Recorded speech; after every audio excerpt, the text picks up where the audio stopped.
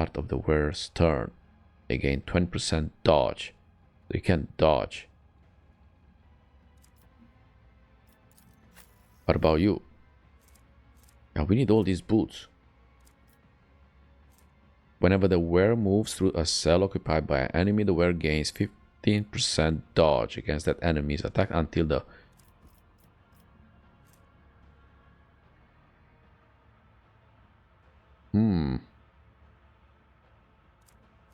The wearer gains 10% dodge against enemies. Increase the wearer movement point by... Ooh, someone removes... Okay, Kibellah. That's you. Where is it? Yep. And this says... Whenever the wearer performs an area attack, they instantly provoke attack of opportunity from an adjacent enemy. The wearer gains 4 temp wounds for each attack of opportunity provoked by an area of attack. Yeah. So what? So you have the boots. You don't have any boots. There must be something which is good for you. The wearer raises momentum to 175 whenever they kill 5 enemies in a row. Oh. Oh my god, so this is also Kibellah. I know you with your plasma thingy. Yeah, get this. And you have that. Oh, you don't have any boots. The boots double the resolve bonus. Whenever the wearer kills 2 or more enemies with a single attack, the attack does not spend all, which is kind of possible.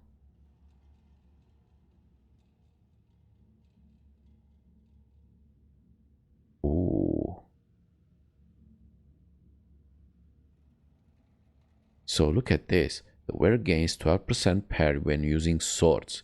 Whenever the wearer parries with a sword, they immediately counterattack, causing the attacking enemy to become staggered. If the attacker is staggered, the wearer parry is increased.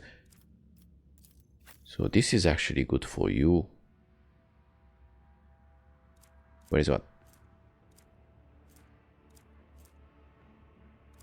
Where was it? Wait, so this one wearer gains 4%. But if I pick this one is 12? Okay, so this is 12.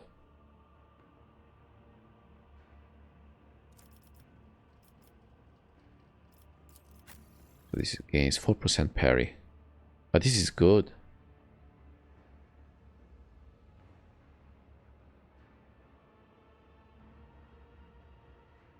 Oh. But this is also the dodge. Has 20% dodge.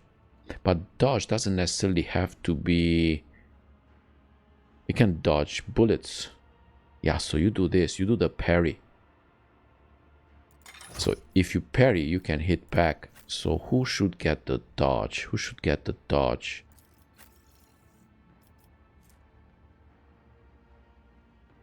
One points by 3. This is this. Yo, this will raise momentum. That's super powerful. Yo, yeah, you get this. Where it was.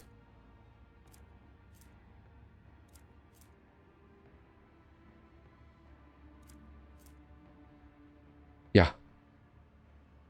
Yeah, gain dodge. Okay. Gloves. Assorting type. Descending. Okay. This is what? Spinner masks. Okay. Okay. Whenever the wearer blocks, dodge, or parries, momentum is increased by 10. Oh. Okay. So. Blocks, dodges, or parries. This is Abelard.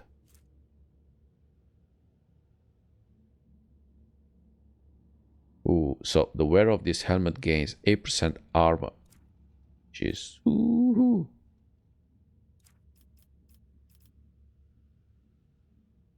Yeah, but it's all about momentum. The momentum, wherever the wearer blocks, dodge, or parries.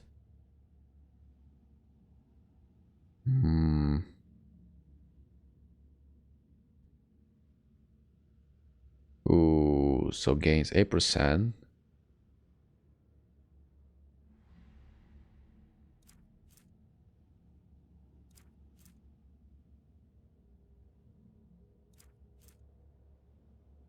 Yeah, you know what? This is important. Because you dodge often. I mean, look at this. You have this dodge. So your dodge, meaning momentum, is increased by 10. Now we go with that. I mean, you already have an insane armor.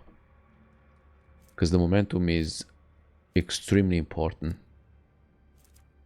This simulate reduces all toxic damages. Okay, at the start of every combat, the wearer allies gain deflection equal to the wearer's psych rating. Nope. What about this? Whenever the wearer of this glove suffer an injury or falls unconscious in combat, their allies gain a +1 bonus to damage until the end of the combat. Well, I don't really plan you to fall. Gauntlets. Each of the wearer's melee attack made against enemies under the effect of expose. Okay.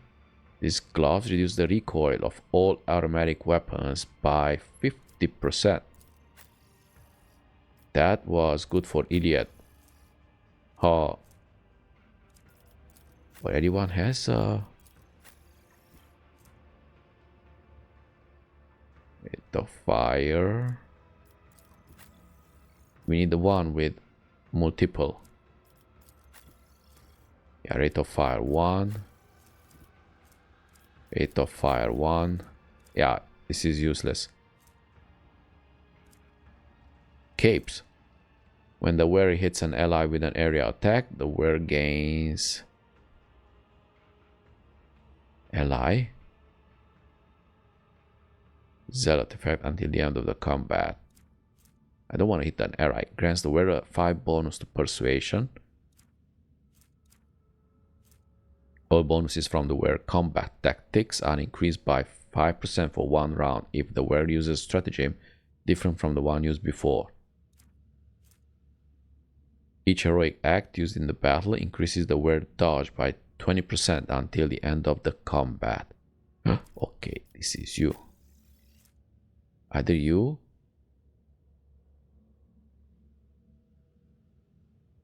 or you. Oh yeah.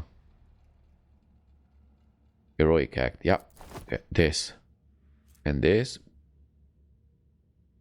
Or you need this, because while the wearer is at full wounds, they gain +5 to all characteristics. It would compensate this. You see? Suddenly it's not that bad. Yeah, you see? That's the whole idea. You have to take time and read.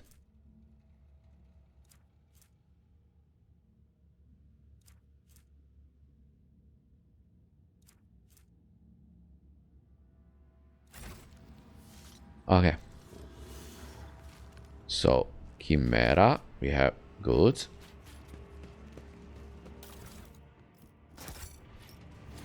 More goods. But where is Kasha? The mutilated bodies of the prisoners have fused together into a large pile that gives off a caustic smell of rot. Argenta stuff. Where is Kasha? Okay. The appendages protruding from the Xenos' back move restlessly, emitting an unnerving screech. Tervantias is completely engrossed in his apparatus and spares you no attention. So I wish to know more about you and your craft. I am not in the habit of conversing with specimens. But if it increases your motivation to serve. What is your craft?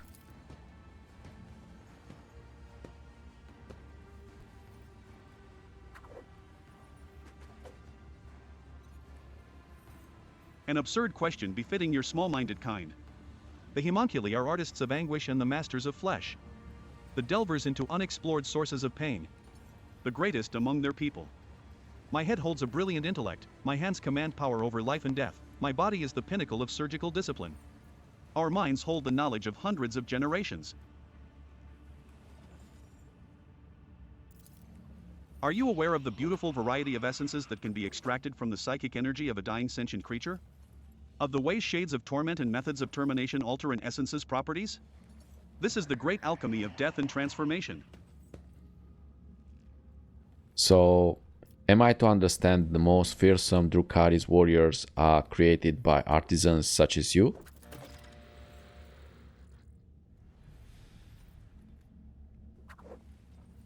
Without a doubt. Even the most skilled Wyches and mighty Kibellites are outstripped by the pure destructiveness of our genius. Yet I long ago rose above the building of commonplace battle beasts. The monstrosities I create are unique. My last specimen, the Thanos, surpassed every trifle ever made by my rivals. I fed it elite warriors until it escaped and hid in the mangled sector. I would have caught it, but then a new idea drew my attention. At present, I am working on a grotesque of previously unknown power built from the most exquisite and exotic body parts from strong fighters. Specimen, should you ever see the corpse of a fine warrior or a mighty creature lying at your feet, cut out the best part and bring it to me. Okay, I shall find you some interesting samples. Good specimen. Your cooperation will be rewarded.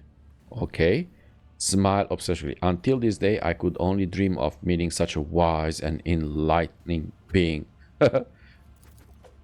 Succeeded. The homunculus's limbs react with an excited clatter of blades.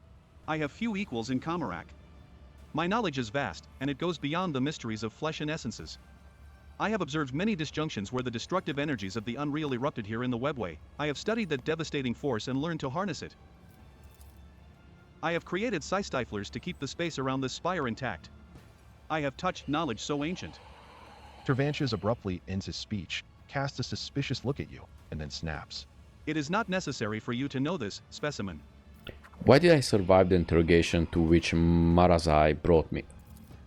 Your body was given to me for disposal. It was thrown into the cesspit. The homunculus's voice grows thoughtful. It is an anomaly that the specimen did not die. I must consider fitting the disposal chute with a shredding mechanism. Okay, let us stop there. The homunculus looks at you with an impatient and unsettling grimace. I found some materials. The homunculus digs through the chunks of flesh with the enthusiasm of a hungry vulture. Finally, he snaps. Good materials. Good specimen. Bring me more. Okay, arena beast claws.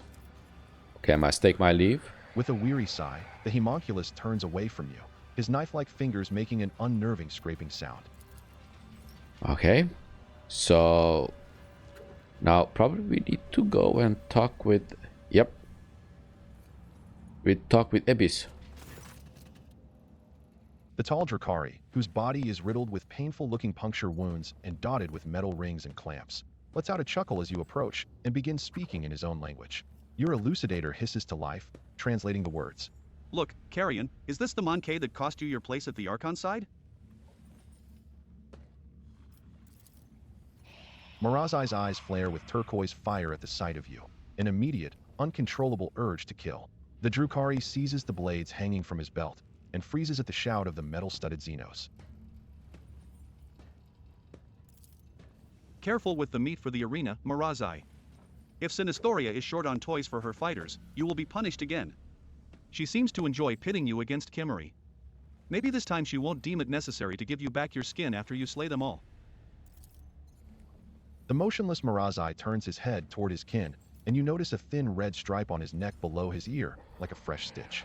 Shaking with barely contained rage, the former Draken stares at you with dark eyes. So you and your rebel are the champions of the local arena? So Marazai was skinned and made to fight like this? Well, that is a balm to my heart and also a delight to my eyes where something was still stirring a while ago. Snap the elucidator shut and address Marazai. You kin do not seem overly fond of you. Snap the elucidator and shut and address Marazai. I want to talk to you. Address Marazai. I just wanted to get a proper look at you, humiliated, stripped and everything you were, and later I shall find a way to kill you. Address all the Drukhari in front of you. Know this, I will kill each and every one of you. I do not care if you are champions or not. Yes! Abyss's expression turns sour. I am tired of this noise. We must go, proselytes. It is time for our next training session. Okay, win the arena battle. Okay, so we need to go in the arena. I'm guessing we have to exit. Here. Benji.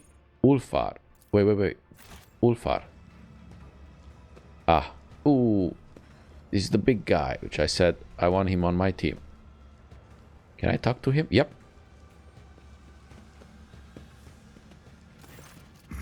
Singing softly under his breath, the man of enormous proportions is intently stripping raw meat from a bone with his teeth. His unwashed red hair is falling into his face. His beard is matted with bloodstains, and the aforementioned teeth look more like fangs than any human equivalent. Oh my god. A less knowledgeable person might not recognize this giant humanoid, but you are well aware that this is a space marine, an angel of the Emperor. His body is covered in primitive scar tattoos, the meaning of which eludes you.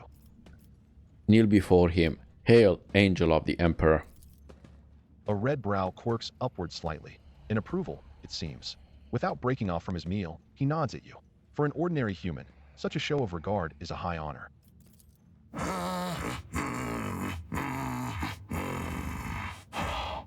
What do you want? Study the man. The huge body with straggly, overgrown red hair perfectly suits the deep, chilling voice of this man, or of this beast in the guise of a man. Tribal scar-like tattoos cover his chest, arms, and back, and you glimpse intricate braids in his mass of unwashed hair. His body bears so many pale scars that you cannot count them all, and muscles bulge beneath his skin like boulders. He looks like a statue carved from stone. It is clear that captivity has sapped this prisoner of none of his physical power. Your assessment is confirmed when you spot the remains of a Drukhari in the pile of carrion at his feet, likely one of the homunculus' servants. The Drukhari's flesh appears to be making a fine snack for your new acquaintance. So who are you? I am a wolf. How did you come to be here? My pack answered the Inquisition's call and came to the Coronis Expanse. There was a battle, and then the young wolves yearning to be meat for their brotherlings. To a feast of bolters they went out roving. Though they were but few, one long fang with them went loping. Not to see them cut down by scythes unclean. The pups he sent scattering, and there stood alone the paths guarding. For a foe he long spied, one worthy among unworthy. The song of swords singing, they clashed with clamor and skill, until stood the old wolf upon the bones. Then, by the birds of battle, was he brought down.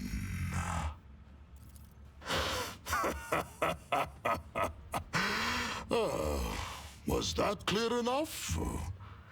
This saga sounds less interesting in prose. So I wish to know more about your brothers. That butcher sent you to spy for him, did he? Or do they know nothing of the Emperor's angels, the space wolves of Fenris, or the great layman Russ in your corner of the galaxy? So why does the homunculus keep you in a cage? For his own safety. When I am not busy killing inhuman spawn in the arena, the Xenos fear my will. So I want to help you. We suffered the same fate. I was also captured by the Xenox and they have forced me to kill for their entertainment. I have never imagined I would see an angel of Emperor allow himself to be taken prisoner and to be content with his subjugation. So you serve the enemies of humanity? Yeah, we suffered the same fate. I was also captured by the Xenox and they have forced me to kill for their entertainment. But I sit in a cage while you roam freely around their city. They do not fear you. Maybe there is a reason for that. Maybe our fates are not the same at all. Point at the piece of meat in his hand. Don't they feed you? A predator does not eat only when it is hungry. There are many reasons to eat. So there must be a reason for this bloody repast. For a moment, the vicious grin loses some of its sincerity and the bloodthirsty prisoner casts an intense, scrutinizing look at your face, as if trying to read your thoughts. So you must be planning to escape, yes? And why do you want to know? Okay.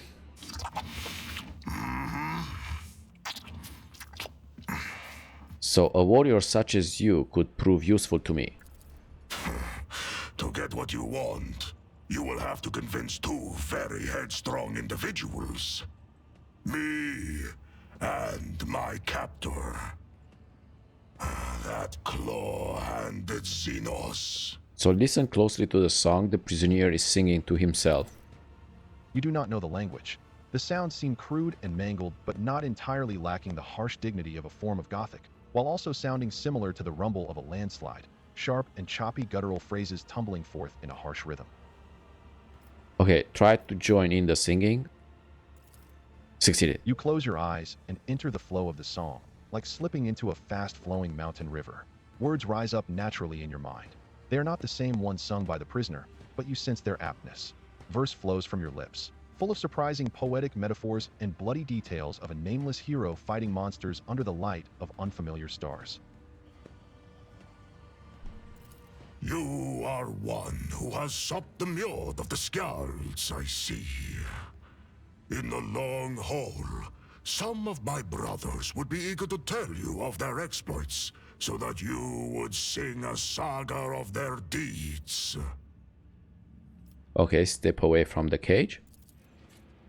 Need to get him free. I want him on my side. Let's talk with Tervantias. The appendages protruding from the Xenos' back move restlessly, emitting an unnerving screech.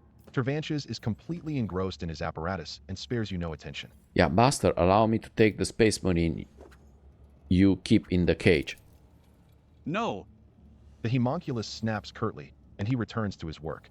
Noticing that you are still waiting for something, he hisses irritably, still not taking his eyes off the experiment. If you wish to continue wasting my time with your pathetic pleading and whining, specimen, then you know the price. Pay up or get out. I have nothing to pay you with but my own flesh. Please accept it as a gift. Tervantias thinks for a moment. Your tissues are of little interest to me. You are a rather unremarkable piece of meat, Monkey. However, luckily for you, I happen to be in need of a fresh spinal cord sample. Without warning, the homunculus's limbs seize you in a death grip and a shrieking drill bites into your spine. You want to scream, but you cannot. Your throat convulsively constricts in agony, preventing you from drawing a single breath. Your jaw twitches, clenching and unclenching with such force that you nearly bite off your tongue. Just when you think you cannot take any more, Tervantias extracts the drill bit with a squelching crunch and closes the wound with some kind of staples and needles. Okay, so Rel gain the obedient specimen effect, duration permanent, so forever. Meaning that... Okay, cannot be removed by regular means. Every movement and breath reveals new shades of intolerable pain. All you can do is grit your teeth and conquer it as an obedient specimen should. Obedient specimen. So be it, you have earned a few minutes of my attention. The answer is still no. This particular Monkey specimen has phenomenal parameters. I previously studied 2 other specimens of the same breed but have yet to untangle their genetic secrets. He also performs well enough in the arena. I will not part with the last specimen. So with him I would definitely succeed. It would further both our interest. Surely it is dangerous to keep such a prisoner about. What if he escapes and comes for your head? The loss of some monkey would never impede the work of a mind as great as yours. That poor soul, surely nothing good awaits him in the captivity. Yeah, with him I would definitely succeed. It would further both our interest. Tervantias narrows his eyes. If you are so helpless, then what use was there in letting you live? So, if you do not release the Emperor's angel, his retribution shall fall upon you, Xenox. Was that a threat? I struggle to follow your kind's pitiful metaphors, especially those that are supposed to sound threatening. You are simply incapable of inspiring fear. If that was an attempt at intimidation, I remain unshaken. Surely it's dangerous to keep such a prisoner in your abode. What if he escapes and comes for your head? The homunculus scoffs. Do you truly think some Monkey can frighten me? His body may be strong, but his mind is simple, and therefore he is no more difficult to keep under control than any other member of your species. So I let you mess up my spine for nothing? The loss of some monkey could never impede the work of a mind as great as yours. Perhaps the genetic subtype of all three specimens was defective, and this is the cause of my limited success. In that case, the loss of this specimen would not be significant. I recommend pain as a means of pacification. And you can take his armor. I found it entirely unintriguing. Tervantius hands you a bone key. Okay, let's discuss what you expect of me. Tervantius pauses before responding, as if dissecting your question inside his head. Ask. So what is your quarrel with the witches? Lately, they have shown arrogance and disrespect toward me. They want to rise in the eyes of the Archon and belittle me. They rank their tasteless flesh dances above my art. They come to my abode to gawk at my treasured secrets. It is time the chasm was reminded that wishes, too, can bleed. Okay, tell me more about the arena.